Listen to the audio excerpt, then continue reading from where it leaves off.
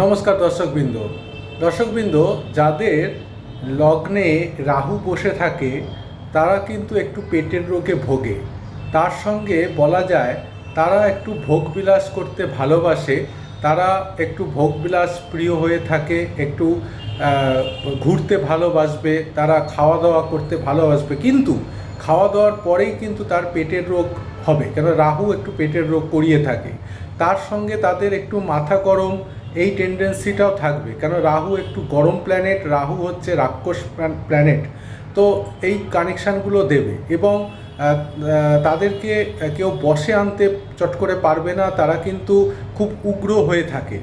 তো এই ধরনের যদি কানেকশান হয় সেক্ষেত্রে কিন্তু রাহুর জন্য ছিন্নমস্তা মার পুজো করা যেতে পারে, গোমেদ পরা যেতে পারে, তবে পুরোটাই ক্যালকুলেশন বা বিচারের ব্যাপার। এর জন্য আমার সঙ্গে যোগাযোগ করতে হবে আমার ফোন নাম্বারে। নমস্কার।